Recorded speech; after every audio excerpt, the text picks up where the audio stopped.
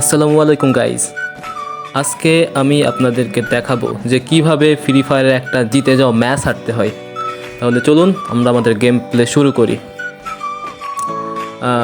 প্রথম রাউন্ডে আমি নিলাম আমার সেই বিখ্যাত ছোট গান।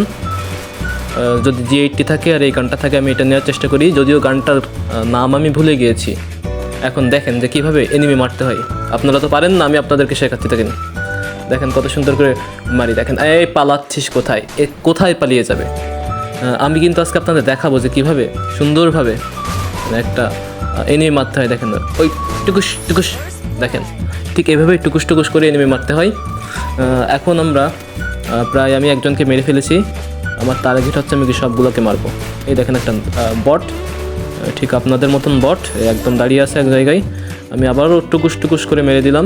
তো আমি সামনে এগিয়ে চলেছি বাতেন ভাইয়ের মতো। আমার সাদা মনে কোনো কাদা নেই, আমার সাদা মনে কোনো কাদা না থাকায় আমি টুকুস টুকুস করে আরেকটা এনিমি মেরে সবাইকে হারিয়ে দিলাম।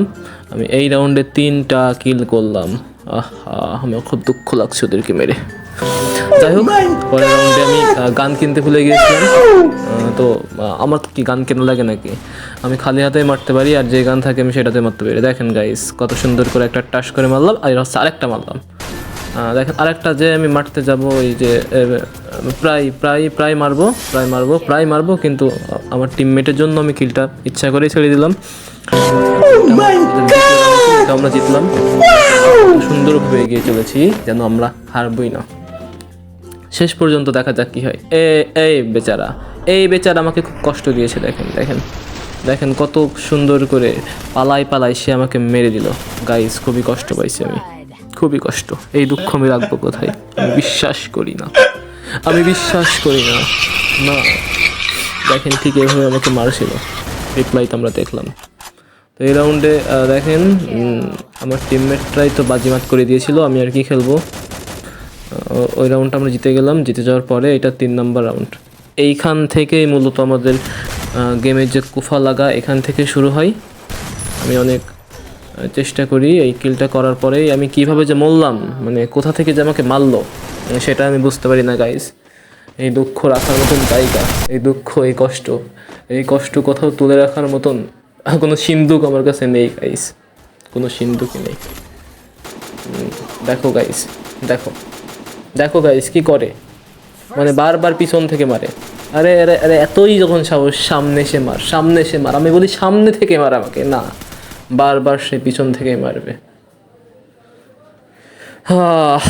আমার খুব কষ্ট লাগছে গাইস। দেখেন আমাদের কিন্তু পতন শুরু হয়ে গেছে। দেখেন আর একজন মাত্র বেঁচে আছে, কিন্তু এখনই সে পটল তুলবে। আমি বাঁচার অনেক চেষ্টা করেছিলাম দেখেন, কিন্তু শেষমেশ আর বাঁচা হলো না। এই যে কুফাটা লাগে, দেখেন কিভাবে আমি অনেক চেষ্টা করি এর মধ্যে আসার, কিন্তু যখন ওই যে হাতি যখন কাদায় পড়ে মশাও লাথি মারে, বিষয়টা ওরকমই হয়েছে গাইস। আমার খুব কষ্ট লাগছে। এখানে আবার অনেক বড় একটা ফাইট হয়েছিল। এই যে বোম, ওরা বোম মারে, আমরা বোম মারি, এভাবে। এবার আমি ফাইট করতে করতে পড়ে যাই, টাকাস করে পড়ে যাই। দেখেন আমি শান্তিমতো হিল করছিলাম গাইস, আমার কোনো দোষ ছিল না। পরে দেখছি যে একটা এনিমি, আমি মারতে থাকি গাইস, মারতেই থাকি, কিন্তু মরে না। শেষমেশ আমি যে ড্যামেজ তাকে দিলাম, দেখলাম যে আমি মারা গেলাম। কষ্ট।